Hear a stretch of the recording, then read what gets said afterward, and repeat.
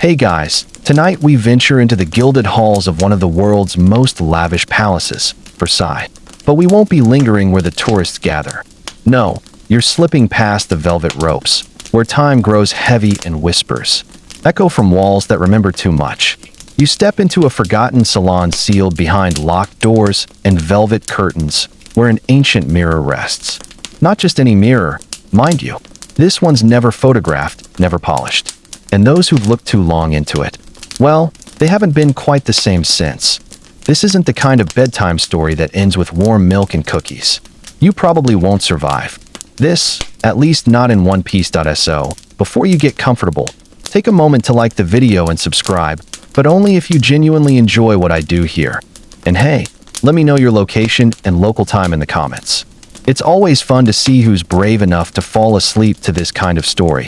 Now, dim the lights, maybe turn on a fan for that soft background hum, and let's ease into tonight's journey together. You step through a hallway of decadent silence, where golden sconces flicker despite no apparent breeze. Versailles is closing for the night, but your path, oddly, remains unlocked, just for you. The staff have cleared out, their whispers fading behind you, but one guard gave you a look on the way in. He opened his mouth like he wanted to warn you, then shut it again. Smart man, you duck past a faded brocade curtain, inhaling dust that smells like perfume long forgotten. There's a door, once gilded, now flaking. It's cold under your fingertips, as if touched by something that still lingers. Inside, the room hums. That's the only way to describe it. A low, electric feeling in the bones. The windows are sealed with shutters thick as caskets, and moonlight barely trickles in through cracks above. Candles, long melted to stumps, rest on marble pedestals.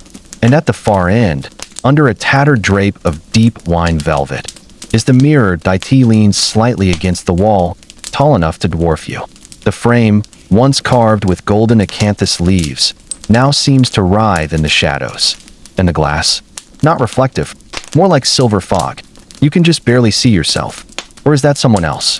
There's a legend, you recall, told in hushed tones by the palace docents when they think no one's listening, that this particular mirror was never meant to reflect beauty, but truth. And not the kind you can change. It first arrived in the palace in 1744, a gift from an obscure German prince to his French bride, a noblewoman you'll never find in the official records. Her name was Lysiane de Valois, and her portrait is conspicuously absent from the palace's archives. Rumor had it she was touched by spirits, not the wine kind. She never attended court, never hosted salons. Her wedding was postponed twice, and when it did happen, the groom's horse collapsed and died on the procession route. Bad omen. They say the mirror was the prince's attempt at mending things, a peace offering. Instead, it became a curse. 3 days after it was hung in her salon, the bride was found mute and curled at the base of the mirror, staring at her own hands like they didn't belong to her. She never spoke again. Historians still argue whether Lysiane even existed. You remember reading. Some say she was a ghost story wrapped in a scandal. Others say her name was scrubbed by the monarchy to bury shame. But one thing's agreed upon. Shortly after that time, staff began avoiding the room entirely. It became a space Versailles didn't advertise. You take a cautious step forward. The wooden floor groans in response, like it doesn't like what's coming. There's a sudden chill, not in the air, but in your ribs. Something inside you notices the mirror before you do. And that's never a good sign. Your own reflection appears clearer now, but something is off. Your shoulders are slightly hunched in the glass, your mouth a little too wide. You blink, and so does the reflection, but half a second too late. You whisper a joke to yourself. Maybe I need more sleep. But your voice doesn't echo in the room. It answers, not a full sentence, just a sound, the tiniest chuckle, not quite male, not quite female, just enough to raise every follicle on your arms. You whip around. No one. The room's still empty, except the mirror. Except, you're not quite sure now that it is a mirror. More like a door. There's a worn chaise lounge nearby. You sink into it, maybe to catch your breath. The upholstery sighs under your weight, and you realize it's velvet. Deep crimson. Exactly like the wedding robe Lysiane wore in the lost portrait that once hung here. Before it, too, disappeared. Fringe detail for the win. Versailles once employed a reflection manager. A literal servant tasked with making sure all mirrors, especially ceremonial ones, reflected ideal images during royal visits. That position vanished after Lysiane's incident. Odd, isn't it? You rise slowly, stepping toward the glass again, now aware it doesn't hum. It listens. And when you tilt your head, it leans with you. You're pretty sure that's not how mirrors work. You look into your own eyes. And somewhere deep inside, you hear the tiniest voice. Welcome back. Your breath catches.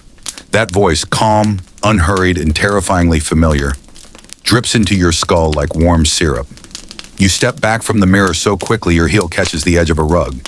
It bunches beneath you, threatening to pull you to the floor. But the voice is gone, as if it never was. And yet, something's different.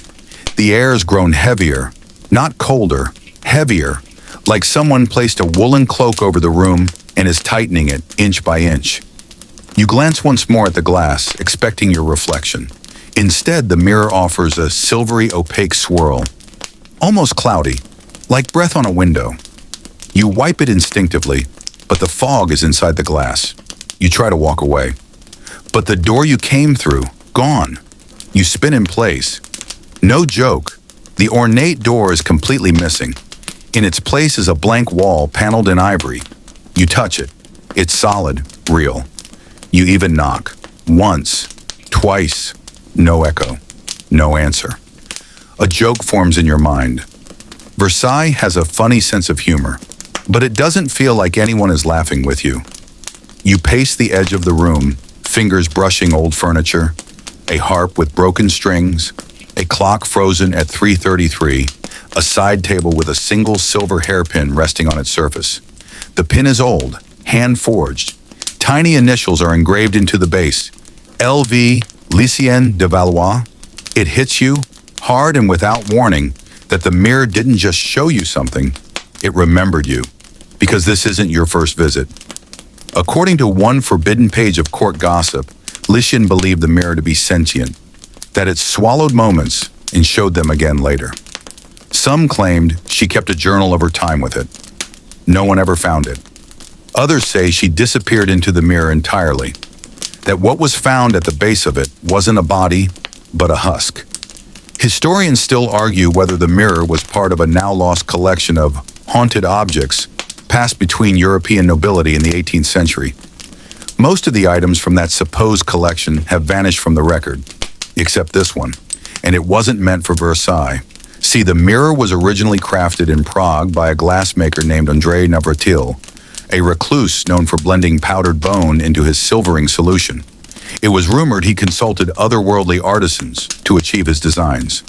Designs that, oddly, always bore reflections that lagged behind reality by a heartbeat. Navratil died, allegedly, when he fell onto a pile of broken mirror shards in his own workshop. But some say he's still seen, in reflections only, never in person. How charming. The prince who gifted the mirror to Lycienne, he'd received it through an obscure inheritance clause, left to him by an aunt he'd never met. An aunt who died locked in a room with all the windows sealed and no oxygen left to breathe. Her only words scrawled on the wall were, "Don't listen to it." You peer back toward the mirror. It's clear now, too clear, and in it, someone stands beside you. Your heart stutters. But when you whirl around, of course, no one's there. Just that chaise, the harp, the silver pin. When you face the mirror again, the figure remains. Closer now. A woman, tall and draped in 18th century lace, but her face is blurred, like the photo smudged during printing. You can't make out her features, but something about the posture feels wrong, as though the bones inside her aren't aligned quite right. You think of something odd. In the 1700s, mirrors were considered dangerous portals, not just by commoners, but by actual courtiers. Louis XIV's astrologer once declared a mirror in the king's chambers an open invitation. An invitation to what, you ask? He didn't say. He was dismissed 2 weeks later and never seen again. You try again to leave. You press your hand against the wall where the door was. Nothing. Then a corner of the room darkens, not from shadows but from absence. A segment of light just stops reflecting. Then it pulses, You turn slowly. The mirror is no longer vertical. It's leaning forward as if curious. Or hungry, you step back. Too late. The moment your heel hits the rug again, the mirror flashes. Not with light, but with color. A red so deep and ancient, it smells like rust and lilies. You're overwhelmed with the sensation of old blood and too much perfume. For a second, you're Lycian. You feel the gown clinging to your skin, the pins tugging your scalp, the tight-laced corset squeezing your ribs until you can't scream. And then, it's gone. You're you again. But now you remember being her, just for a breath. Your knees give out, and you sit heavily on the floor, one hand still raised, half reaching for the mirror. Behind the glass, the woman is gone. But not entirely.